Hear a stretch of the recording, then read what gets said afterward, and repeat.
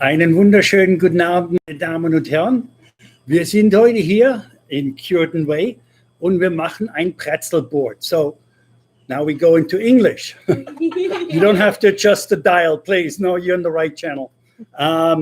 Good evening. Welcome to Curtin Way. I have our team here, and we're going to do a pretzel board tonight. So you picked up all the pretzel boards yourself, so please make sure you give us pictures, post them on our Facebook and Instagram and what you guys got. Okay, we got a great panel here tonight. We got Jameson Gutierrez. He is one of the beer sommeliers over at Corey's Fine Wine and Beer in Henderson. Thank you for coming. Absolutely, thanks for having me. We got, of course, Caroline over here, our in-house cheesemonger. We got the Cheeserettes over here. Cheeserettes, yo! How are Cheeserettes. you? Long time no see. Janelle and Jamie. So thank you for joining us tonight. Welcome. We are going to talk about a few different things, obviously. So pretzel, where does the pretzel come? A pretzel has actually a long history. It was mentioned was actually 640 AD and in Germany. And then, of course, in Italy, they claimed that they invented the pretzel because it's literally showing the arms when you pray for some Catholic monks down there. It goes back to France, southern France, actually. So when you go through Europe and you come past a bake shop, you will always see as the insignia hanging on the side of the building is actually a pretzel. So you can find the bakery right down the street. So a little bit, just brief history on pretzel. Jameson, why don't you go ahead and talk about the beer that we chose tonight and what do we have? Sure, absolutely. Well, which one did you want to start with? What we're gonna Left, right, whatever. You make your choice. All right, we got a couple different ones from Bergkop here. We've got their grapefruit, their Belgian style. Both are all their Belgian styles, especially their Pilsner, which you were just talking about with me before we started. Well, I like Pilsner because the Belgian Pilsner, this is very close to what we call the Ruhrpott area, right around Solingen, Cologne, right by the Belgian-French border, Luxembourg. So it's a typical, very similar German-style beer, but it's produced in Belgium by Bergkop.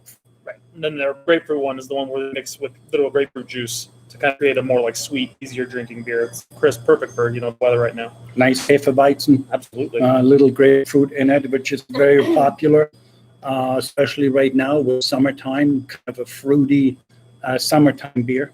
Go ahead. The Einbecker, this one's actually pretty fun. I was talking about this earlier today. They're brewing it in Germany, and what they're doing is they're putting it immediately inside a tank and sending it across on a tanker, and that kind of cuts down on costs. So what they're doing is they're sending it then to one of the American breweries over at OEC in Oxford, Connecticut, and that's where they're canning the beer. And so it makes the trip, makes it a lot less, more cost effective, so it can actually get to us, and you get true German Pilsner for much less cost. So it comes over in large, huge tanks, temperature-controlled stainless steel tanks. I don't think they're stainless steel, actually. I think they're almost like a hybrid, like plastic. Oh wow! Tank, yeah. Okay, they I'm surprised on the back of the can. Right here. I see it. Okay, so here you can see it. It's actually a container tank. So when you come in, ask for this beer, look on the back of the can, or actually you have it at home. So please drink. And I encourage you on that. So, ladies. Cheers. Okay, you Wait, want to... the double buck. The double book. Yes. Oh, That's my favorite right now. That's one of my favorite beers, actually, the Maximator from Munich. Go ahead. The Stark beer, I think it literally translates to strong beer, right? So it's just a higher proof. Still a lager, but I mean, definitely heavier. Yeah. Kind of. Actually, I haven't had this one. I'm excited to try it. The color is kind of an amber dark color. We call them also Stark beer, okay, so double dark beer. And the flavor, the profile, it's just spectacular. I had yesterday a customer here. He had one. He says, "Man, I really can only do one before I go." So I have a funny story to that. They're making a double Stark beer in Kloster Andex. I was a young Air Force military German Air Force, and stationed in Klosterlechfeld, which is right between Augsburg and Landsberg. And we're spending an afternoon weekend in Kloster Andex. Well, needless to say, they're turning the inner courtyard into a restaurant on the having a lot of fun. The monks get up on the stage, they sing, they play guitar, they entertain everybody, and they serve meals, of course, their beer that they normally brew. And when you get to fall, they're brewing the double dark beer. Okay. So yeah, needless to say, I was so hammered that they actually just cleaned up a table, and or both of us, and put us right on top of the table with blankets, and then woke us up Saturday morning, and we did the same Saturday night. So Sunday morning, this says at 8:00, guys, you guys gotta go. We have church here pretty soon. Anyway, great beer.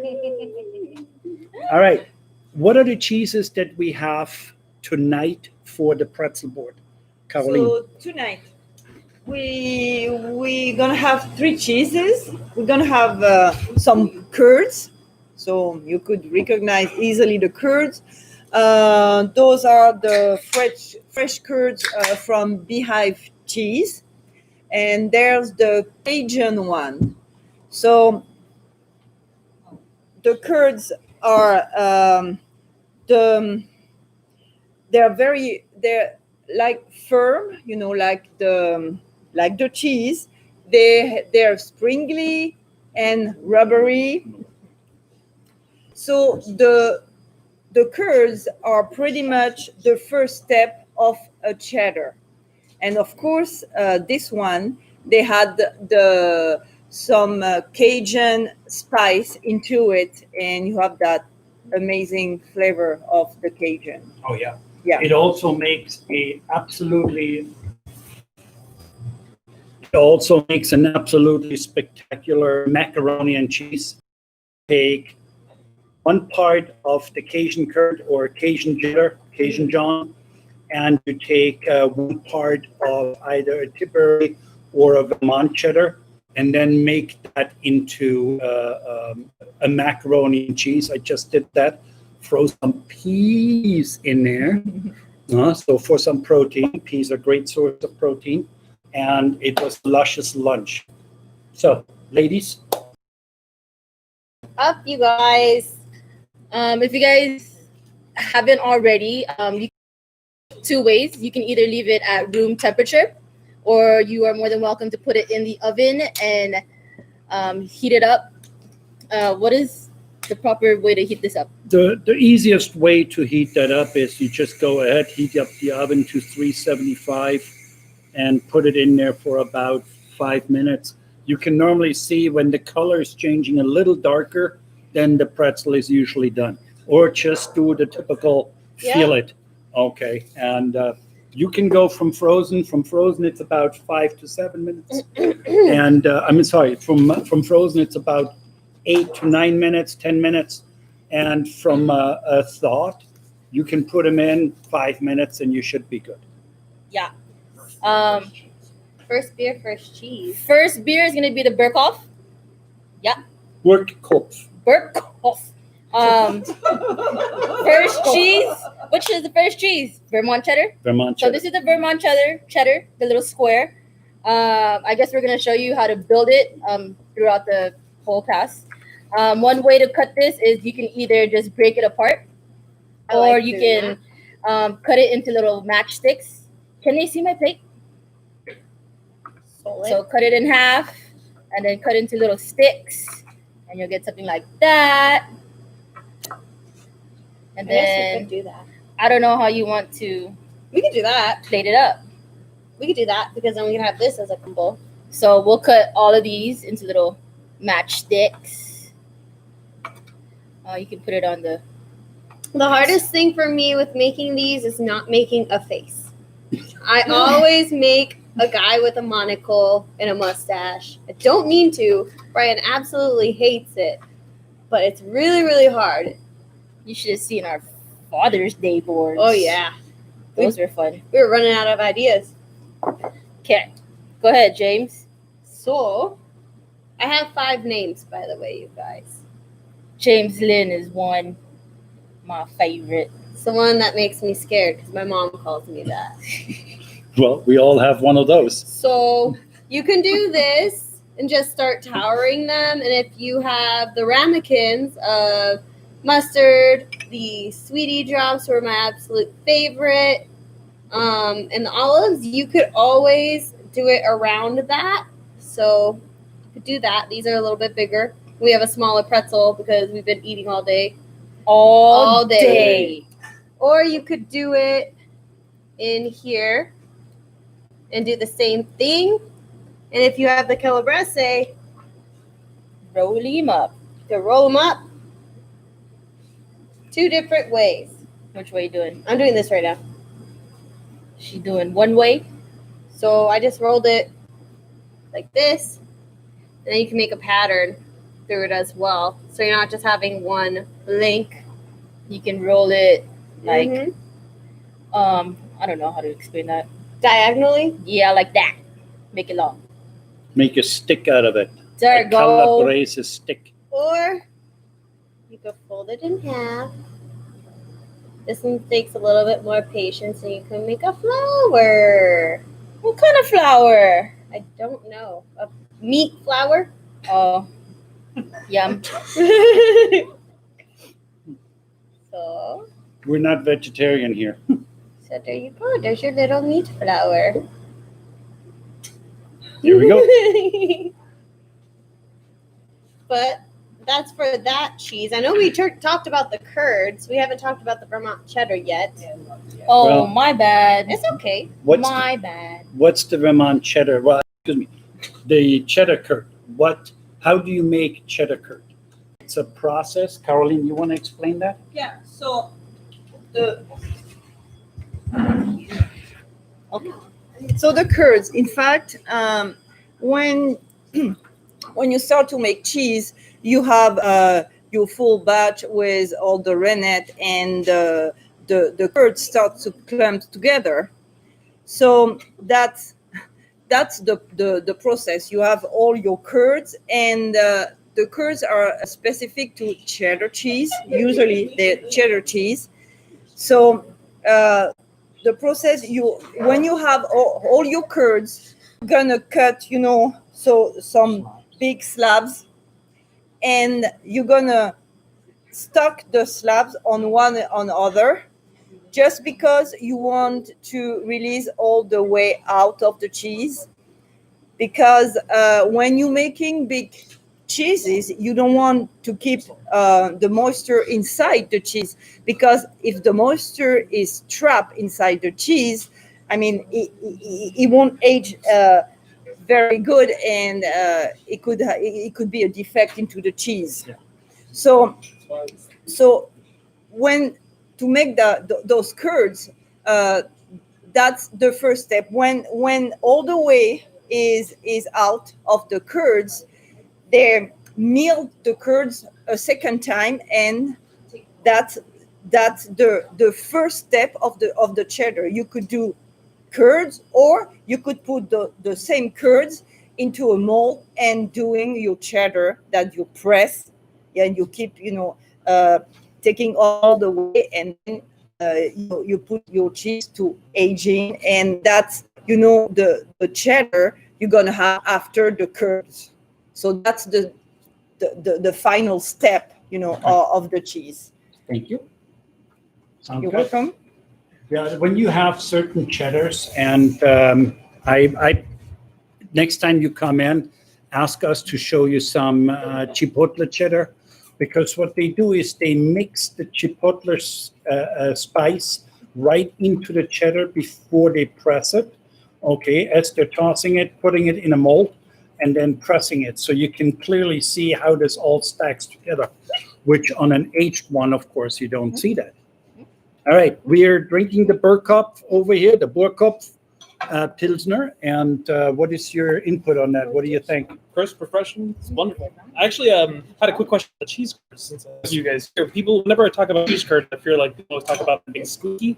Yes. And I was wondering what that meant. Okay, squeaky when you get fresh cheese curd right out of the vat, and it's in 24 to 36 hours. They stay kind of squeaky. If you want to go ahead and get these ones squeaky, just take them out and put them literally, just poke a hole in the plastic and put them in the microwave for maybe 10 seconds. Interesting. And it should get your squeakiness back, okay? At least something. When you bite down onto the curd, it actually, you can hear it squeeze. Yeah. Okay, and that's where squeaky curd comes from. Okay. I didn't know that. Yes. So in fact, the squeak comes with the protein into the cheese, and so the protein just when you bite into the cheese, just quick, and the thing you have to eat those curds very fast because the protein are breaking down, and then they don't squeak anymore. Yeah. No. So and that's the natural process of the cheese. So if you should go to Beehive Cheese in Salt Lake City and ask them for fresh squeaky curds. Yeah. Oh, If you go up into Utah, yeah. there is a phenomenal company, and I just slipped my mind their name, in Beaver. They're Yeah. making a great cheddar up there. Then, of course, Beehive, obviously our favorite. Pat and Tim, I love these people. We're reverse it on the other side. Take the top, put the next one on there, and put the bottom one on top. Yeah. So that's the way to do it. You want to talk a little bit about Vermont cheddar So and the difference between, cheddars are all the same pretty much from the production process. Yeah. Okay. But maybe talk about why there's a white cheddar and a yellow cheddar. So, we know there's white and yellow. So the only difference between those two is the addition of annatto that make the cheese yellow, I would say more orange.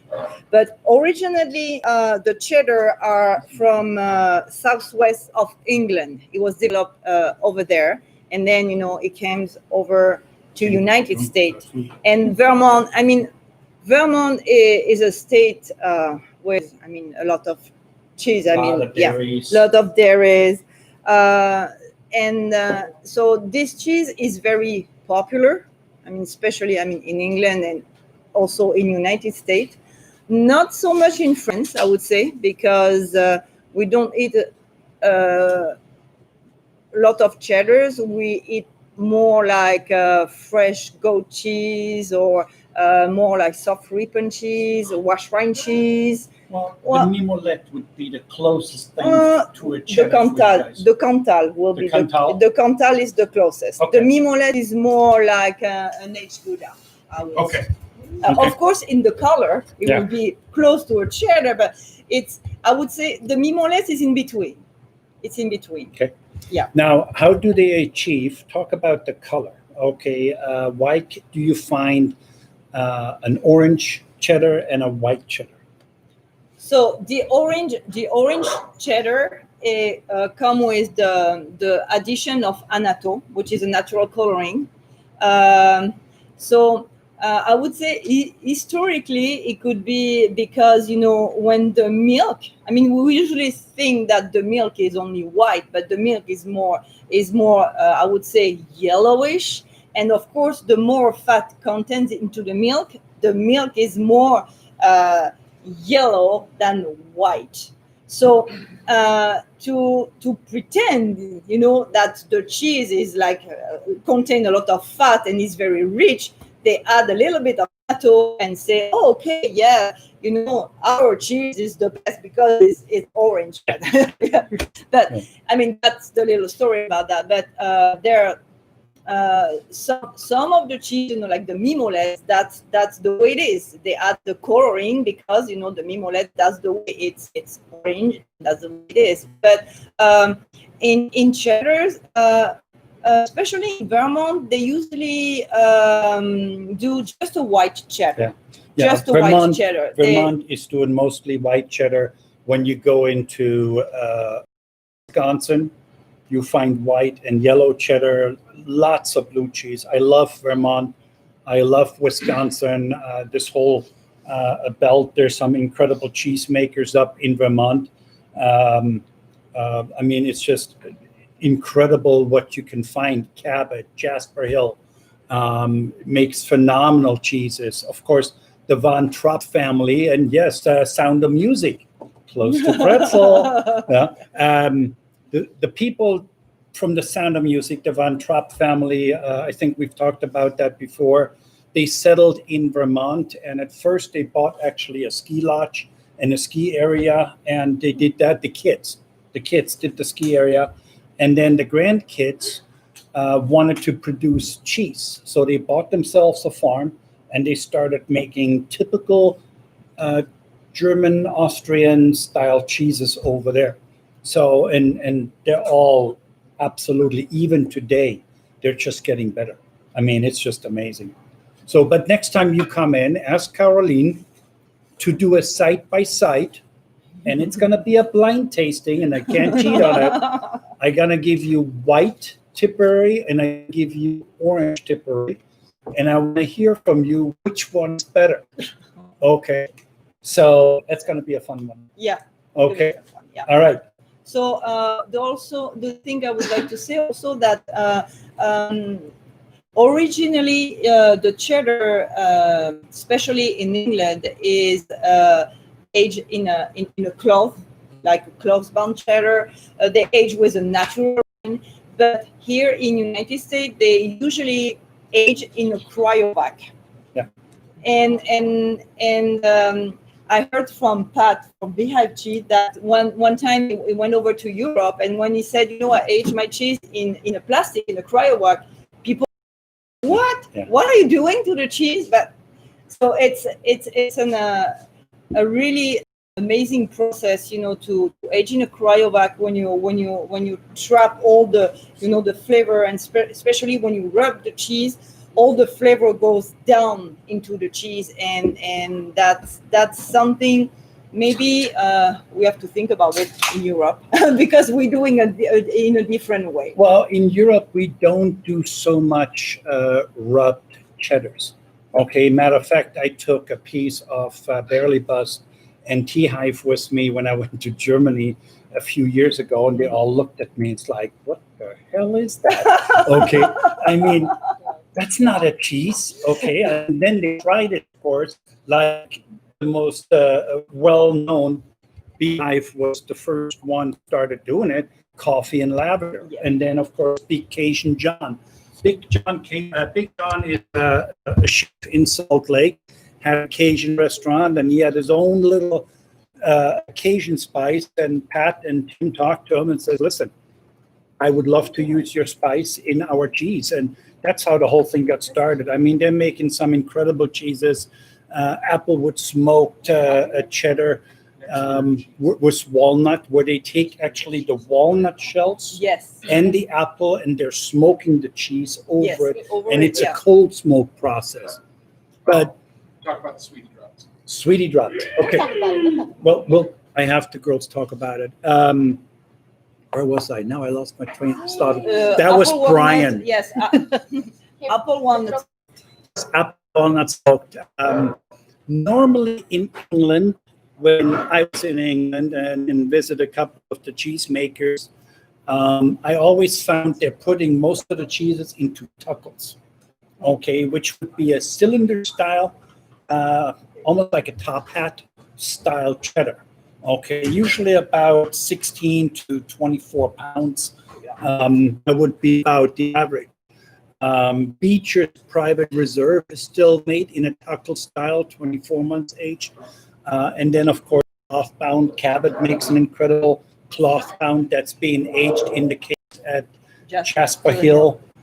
So, I mean, there's some incredible cheeses out there, cheddars. Go look for it, okay? Even California is making some incredible cheddars. All right, you girls want to talk about the Sweetie Drops? And then the next cheese and the next beer. What are Yep. sweetie drops? These are sweetie drop. They're little peppers, and they're just super delicious, and they're my favorite.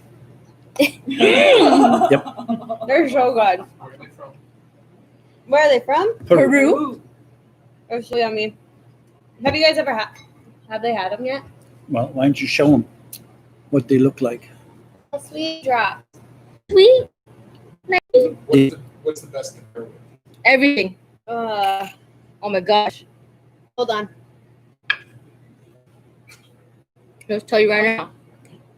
It's really good salami. Mm-hmm. I would say the Calderwood with pepper. Oh. Oh yeah, the Oh, Calderwood. Vermont cheddar was really Yeah. good with Yeah. it. Oh, I can't even show them. I already cut into it like so many times. Mm-hmm.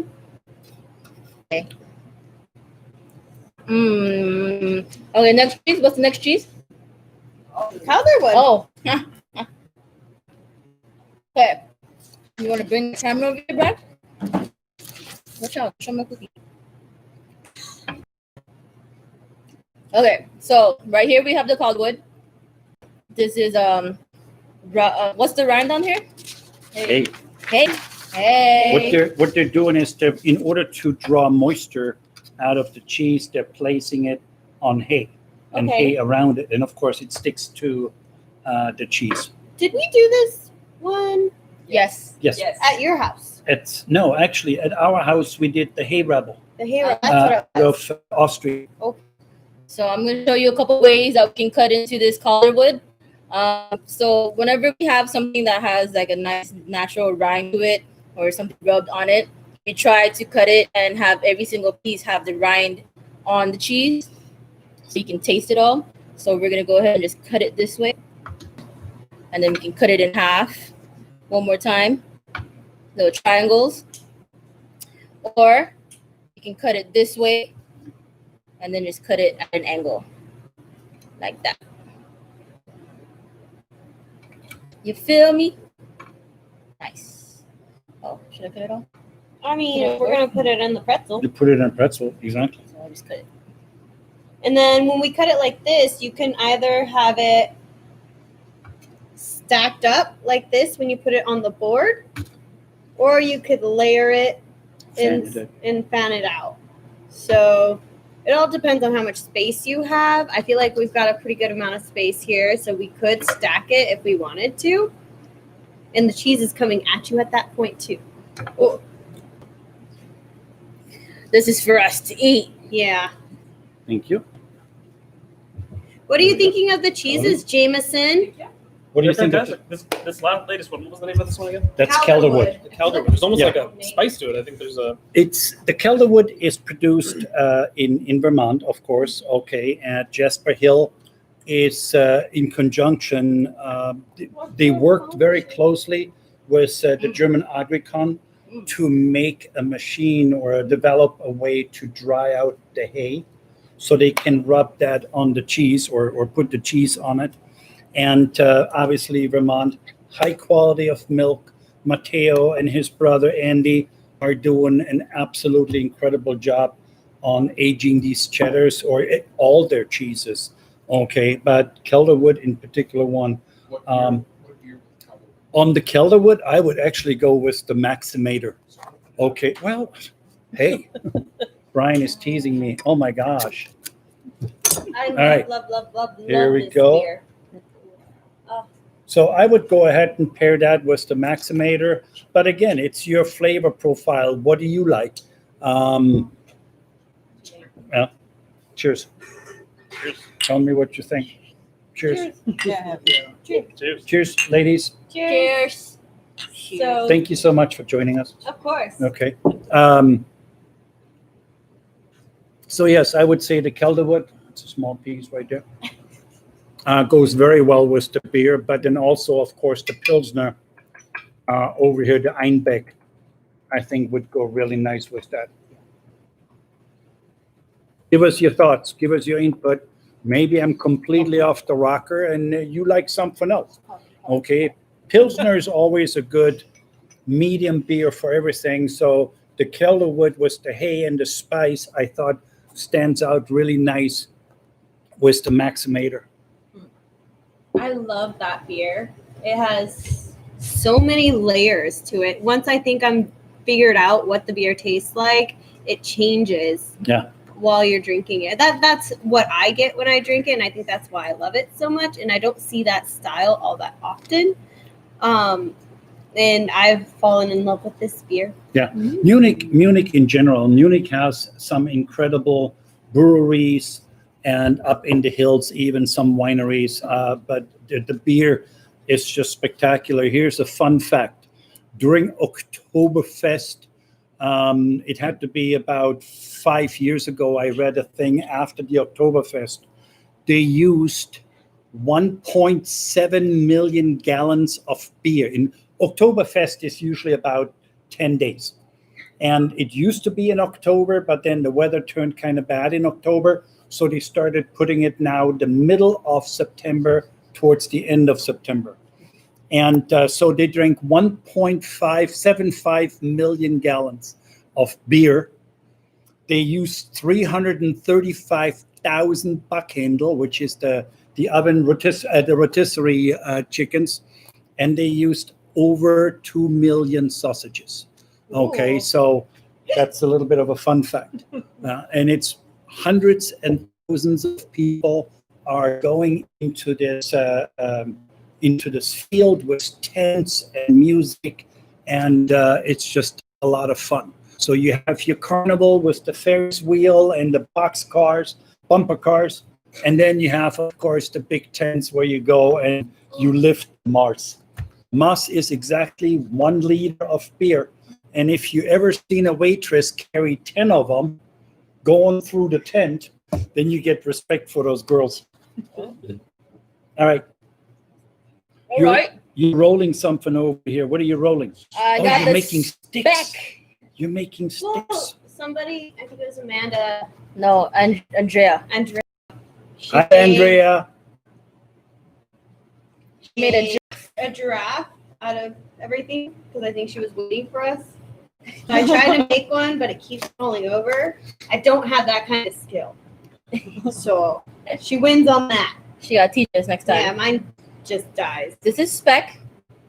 You guys haven't had speck yet. It's dried first, or sorry, it's smoked and then cured. The other So I'm really into these prosciutto roses right now. So I'm gonna show you real quick. Just gonna fold it into each other and Oh, I roll like it in. that. Very pretty. Then it's gonna be like a little bouquet. Yeah, ta-da. See? That is beautiful.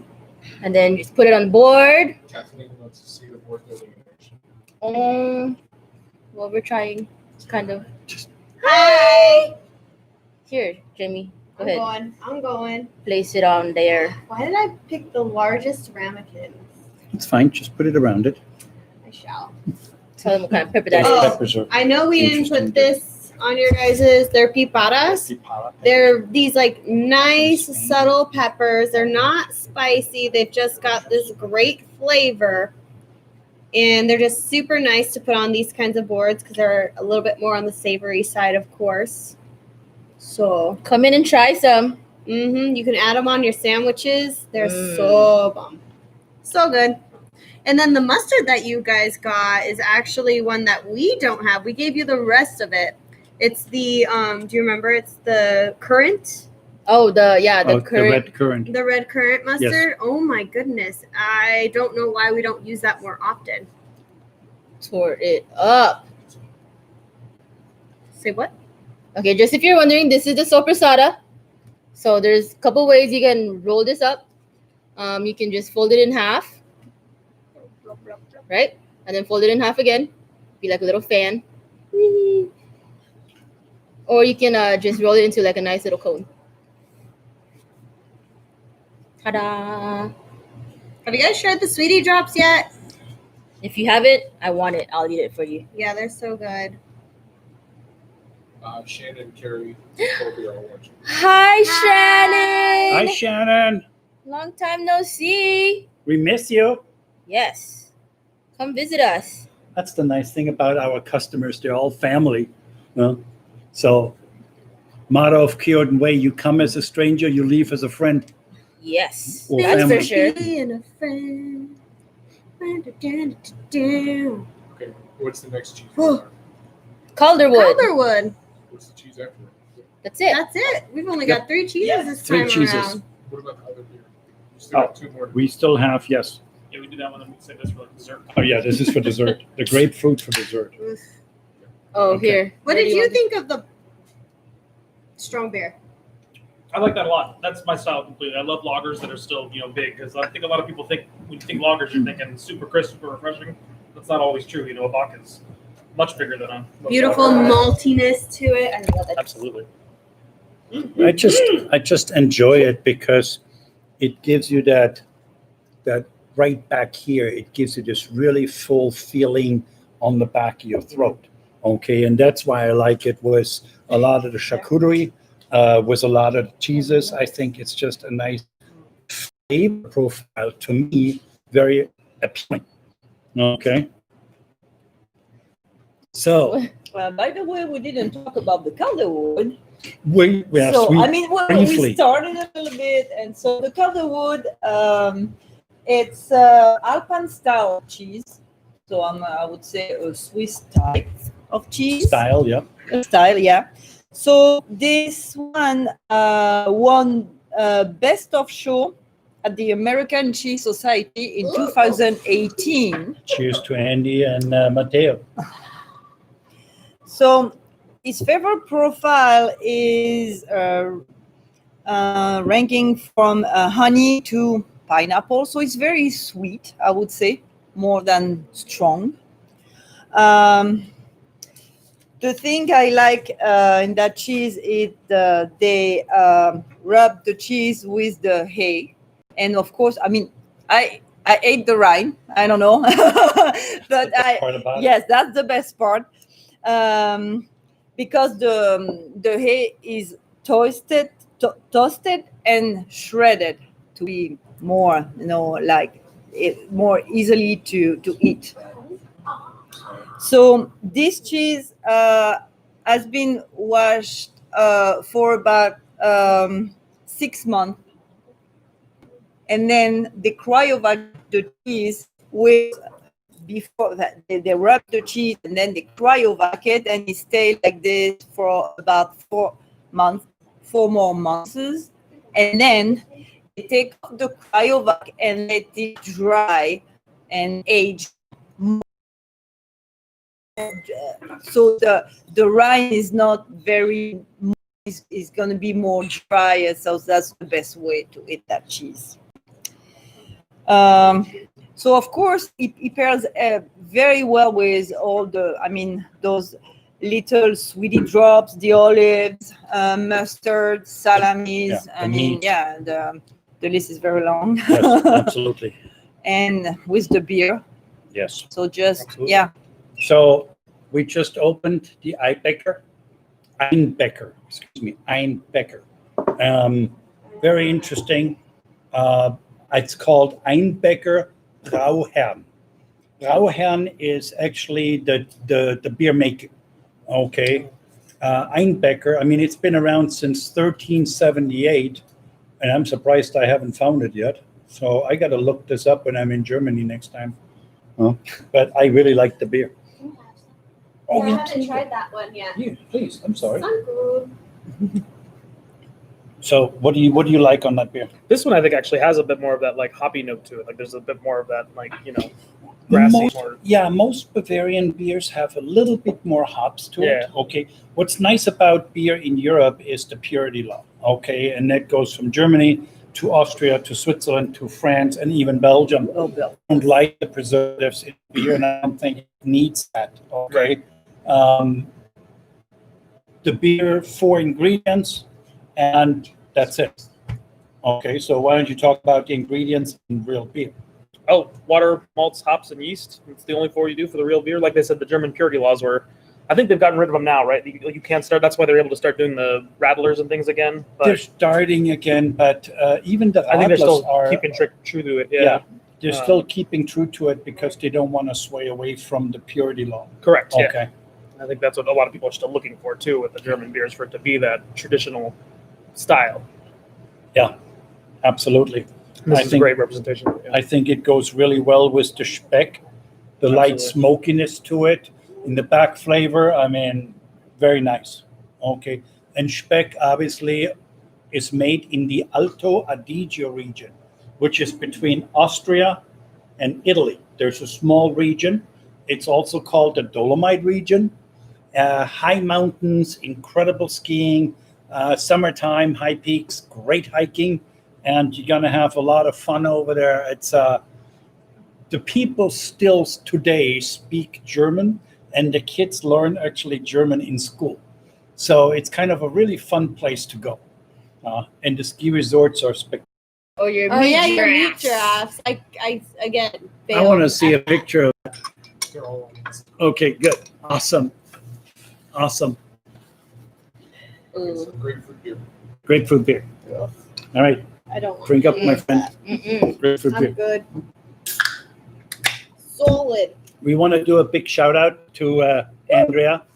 Andrea, you surprised us today. Thank you very much for these treats that you gave us. Ryan, of course, doesn't have his with him. Of course but not. I have mine over here. So thank Like a you very boy. much. Andrea brought that in for us because we did a private class for our military, which is very dear to me, being former military. Even I was on the German side, but hey, it's military. So this is what we got from Andrea.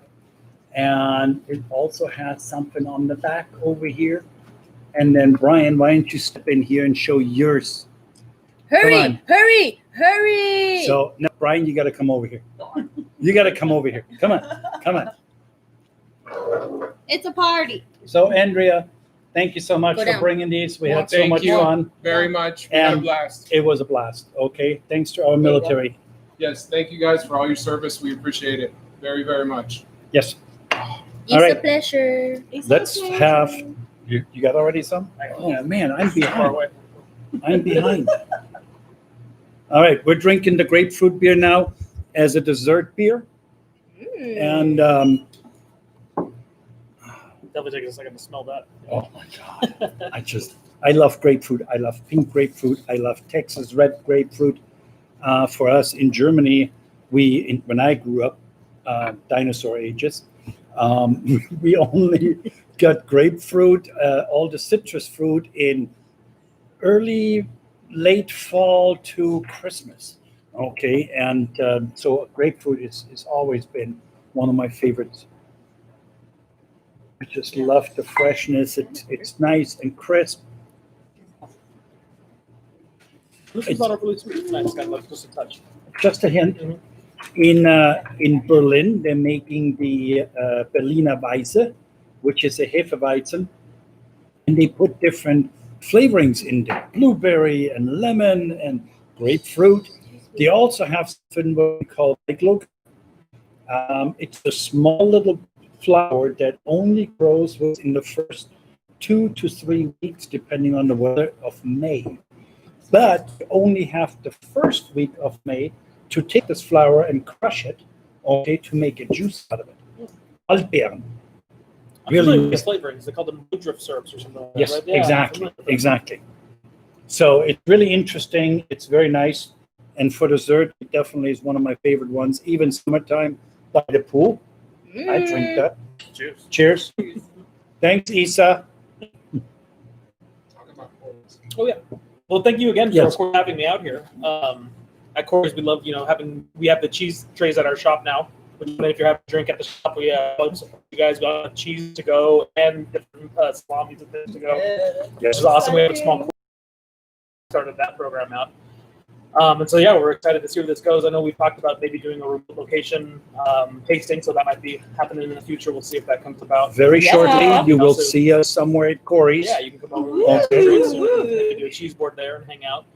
And then a quick plug for us: we have our anniversary coming up. If you don't mind me talking about that. Oh, no, please. Go And so the ahead. anniversary is coming up the first weekend in October. We're having a virtual tasting with a winery out in Paso Robles, who did our anniversary wine for us. And so we're gonna try that out. We have the winemakers that are gonna be on camera with us, talking with everybody. So we encourage you guys to grab a bottle and come hang out with us. Oh, That's the first Saturday in October, which I think is the 3rd. Aw. I'll have to confirm. We don't Yeah. have a class on that, right? Good. We So got to make sure join we're us. there. Yeah. Yes, Definitely come hang out with us. We'll have a lot absolutely. of fun. It'll be our anniversary party since we can't, have a big Yeah. party like we normally do. And Yeah. invite everyone out. So Well, I hope by then this is all lifted and it's all done with. So, but yeah, I would love to be over there. Okay, support you guys because thank you for the opportunity for having us put in the cooler. Isa and I were, oh my God, talking a long time ago. And I'm sorry, I apologize to you, Isa, that it took me so long to get my ass in gear, but we got it done. Okay. So, yes. And yes, we will be there. Okay, we will support you. Where are you guys? and if you guys haven't heard of us, Corey's, we're over down near our nearest big cross streets are St. Rose and Eastern, but we're just north of St. Rose, right there in Ione, right behind Panera Bread. If you can find that, you'll find us. Good. Yep, absolutely. How many wines do you guys have in stock? Man, wines in stock right now, that's definitely our biggest category. I would say upwards of at least 300 like on the shelf at a time. Ooh, So, Oh yeah. Oh, we yeah. have a good amount. Yeah, same Yeah, with beers. And Beers. What about beers? beers, we definitely have less than that, but there's still a good amount. I'd say we at least have more than 100 to choose from. Oh, so you guys have a good selection there. Well, I know you had some on tap, and And we always have 20 beers by the glass or on draft. right. And how? Well, you're back open, so And the you can bars back serve open. the bars open again. Brian and I were open. Brian, thank you actually for what you're doing, keeping us here with Kierden Way and doing all the multimedia, Instagram and Facebook. Thanks, Bly Bly. So, yes, I mean, it's interesting. Okay, thank you very much. Jonathan? Oh, Andrew Johnson. Hey, Andrew. Oh, hey, Nicole. Hi, Nicole. How are you? All right. Any questions you guys have, please feel free. We have a lot of things coming up over here. And yes, between us and Corey's, please feel free to ask. We got even start with Isa and Jameson over here. Pick up for boards right over at Corey's. So you can definitely grab a great bottle of wine, champagne or beer board before you go home and pick it up over there instead of having to come all the way here to Valley View and Post. Okay, so more things coming. Janelle has a couple more announcements. Announcements, ladies and gentlemen. Yes. Announcements. So for the rest of October, we got a couple specials going on. We do have a Halloween themed board. So if you guys are looking for cheese and charcuterie boards, please let us know if you want it to be a Halloween theme because we got you covered. We also have this new special. It is a pizza pretzel board. This one is going to be $18.99. It's going to have fontina cheese, a barbecue harissa sauce, and some pepperoni. It is too It is good. delicious. We made it the other day, and I kid you not, we ate two. We did because we're chubs around here. Really hard not to. And then we also have an Oktoberfest platter. It's gonna feed about 4 people. It's gonna have bratwurst, pork loin, sauerkraut, the piperas, peppers, some mustard, cornichons, and then a pretzel as well. That's gonna be $65. And then if you want to upgrade, you can add a 6-pack of beer of the Berkhoff. This bad boy. Yeah. And then we just ask for any of the boards, please give us 24-hour notice so that we have time to build your board and make it look cool. And then on October 22nd, we have our fall cheese and wine class. Tickets on sale tomorrow. And I think that's it. Yeah, I don't know. I can't think of anything. I know that we're definitely going to start doing a lot more fall flavored stuff. There's Yes. going to be a Pumpkin. pumpkin spice fudge, Yes. if I'm not mistaken. Pumpkin spice ice cream. If you were here for our last cheese class, Bri over here is making our ice cream. So one of the ice creams he's gonna make is a pumpkin spice latte ice cream. Pumpkin PSL spice. for you ladies and gents. This lady, Sorry. They know. you better right in get my it heart. before she eats it all, cause that's it. Yup. I think that's it. I think so too. But All if right. you guys do have questions, please throw them at us. We'll catch Call them. us, email us, text us. we'll answer all Call of the me, beat above. me. If you want to reach me. Call Please. me maybe. Please feel free to come in. Oh, so October 22nd, we have Holland Cheese, Fall Cheese and Wine class, Holiday Board, Holiday Building Board in November, and then we have the Baked Brie in December. Dang. Say that's that 3 tough. times Say real that 5 fast. times. Huh, Okay. huh. No more water. And that's it for us. So thank you again. We love you guys. We love seeing you guys every month. Thanks for being with us. Yes, we very much appreciate it. Jamie, Janelle, thank you very Twing, much. twing. So proud of you guys and Thank you. being with us, and thank you. Okay. Caroline? Not a problem. Excuse Oh, me. here we go. Jameson, thank you very much. Big shout out to Corey's and Isa for sending Jameson over here. Jameson Gutierrez, go over, ask for him, and he can guide you right through the aisles and give you some incredible wines over there. And even John can even talk about the cheeses to you if you want to take some cheese with you. I want to thank you from the bottom of my heart for supporting us, for being here, and for supporting Cureton Way. We appreciate you guys, and we love seeing your smiling faces here. So cheers to all of you. And again, thank you everybody Many for coming in. yous. Many thank yous, and let's have a great weekend coming up. The weather is nice. Go out, bike or hike. If you like a beautiful hike, very short, go up into Sloan Canyon. It's right behind Inspirada, and you're going to have so much fun. There's so many Indian drawings and behind on the walls. It's spectacular. Have fun. Thank you so much. We'll see you soon. We see you here. And don't forget, cheese, wine, sleep, and repeat. Dankeschön. Tschüss. Arigato Cheers. gozaimasu. Tschüss. We good?